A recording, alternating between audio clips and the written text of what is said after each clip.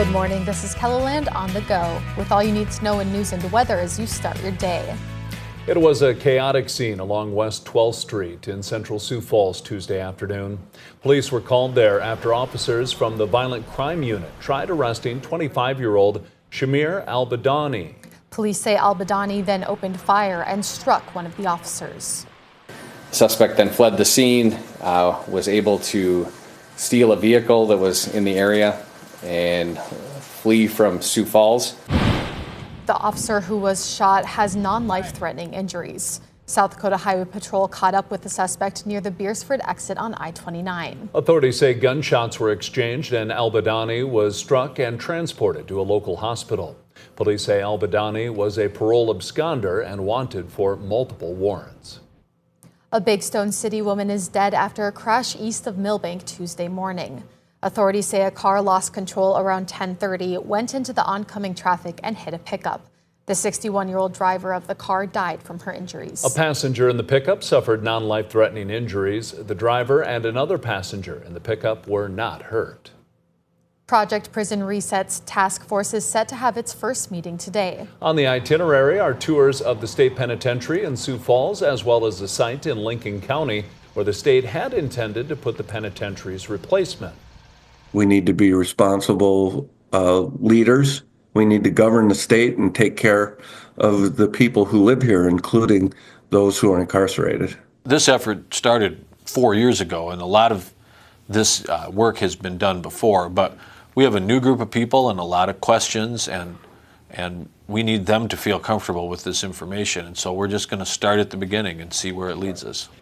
Venhuizen will chair Project Prison Reset. Tomorrow, the task force is set to gather for public comment, presentations, and discussion in Sioux Falls. Now let's get a check of our weather with meteorologist Scott Munn, starting the day with some snow out there across eastern KELOLAND. Eastern, northeastern South Dakota looking at snow this morning. That will last into the afternoon hours and right into this evening. Also a possibility for ice in and around Watertown as we do have an ice storm warning for that location until 1 o'clock this afternoon. You see, by the afternoon, we expect temperatures in the 30s and 40s.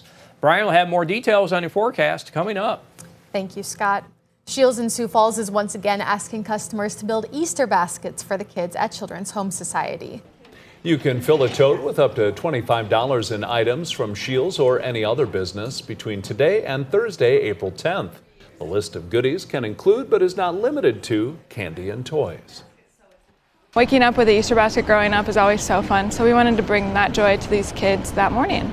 We're just so happy that we're able to offer the kids at Children's Home some Easter baskets, a little joy during the spring season.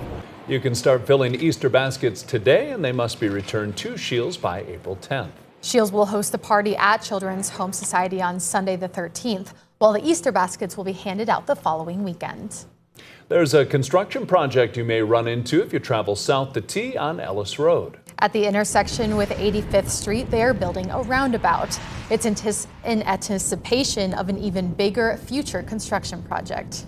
The lead into the project is really the future interchange that's planned to happen at I-29. That's not there yet, but that's in the works right now as well, being done by basically the city of T, Sioux Falls, South Dakota DOT, and some other entities. To help with the traffic in that area, engineers opted to build a temporary road around the construction instead of implementing a detour. They hope to have the construction done sometime in July. There's another ticket option for a music festival happening in Sioux Falls this summer. Single-day tickets are now on sale for the two-day Lollykooler Music Festival. Weekend passes went on sale months ago. The festival will be held at Great Bear, but there will be no parking on site. So we will have designated parking locations strategically placed throughout the community, and we will shuttle people in. The festival dates are July 11th and 12th. For tickets, follow the link with this story on KELOLAND.com. That's a look at some of our top stories. Now let's get another check on your wintry forecast with meteorologist Brian Karstens. Brian? All right, dealing with the winter weather today, here's a look at the latest headlines. Winter weather advisory for Brookings, Huron, Marshall. Kind of a sloppy coating of snow today. We've seen some of that already this morning, and it's ongoing in Aberdeen. More snow clinging in the northeast, where 3 to 6 inches of additional accumulation possible around Webster and Sisseton. And then we've got an ice storm warning right around Watertown. Now, again, the timing on that, we're kind of watching these next few hours to see how much of that clings to those surfaces. But obviously, with that threat there, we want to make sure we continue to monitor that situation there, with up to maybe a couple of tenths of an inch of icing not out of the question, as we're watching some feeder bands of moisture kind of working their way up from the south. Some of that moisture there on Futurecast initially, that does push through. A blend of rain and snow this afternoon. The far northern counties will be a little colder. Sioux Falls will likely still make at least 40 to 42 on those hourly temperatures late this afternoon. It's kind of blustery though. That northwest wind running about 15 to 30. So at least we're not terribly strong on the wind, but there's enough of it to go around to make a difference. Tonight, overnight, a lot of these patches of rain and snow will come to an end. And then tomorrow, a little recovery, 40s for highs. We'll get set for another chance of some rain showers, maybe a little blend of snow. There has been a little uptick in the coverage on this system Friday morning. So I would expect here we'll be altering some of our percentages on our rain and snow forecast there on Friday.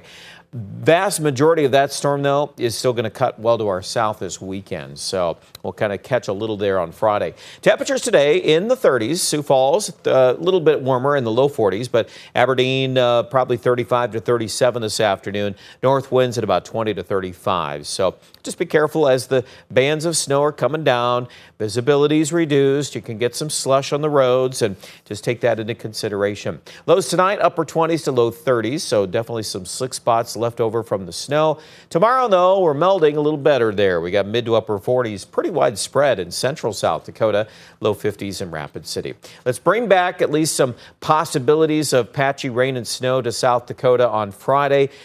Sioux Falls forecast right now at 52, and if that rain comes in a little bit more, we may have to reduce that temperature. I'm still comfortable with 40s this weekend.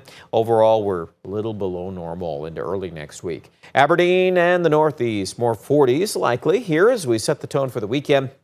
That system on Friday could clip the Northeast too, but then after that it looks a little drier, and that would be the trend for Pierre and Rapid City as well. We're not off to the races yet on temperatures, but keep an eye on the weather trends at day 7 and after. It looks like we're going to warm up next week. So there you go, some encouraging spring weather. More details about that at KENDLELAND.com.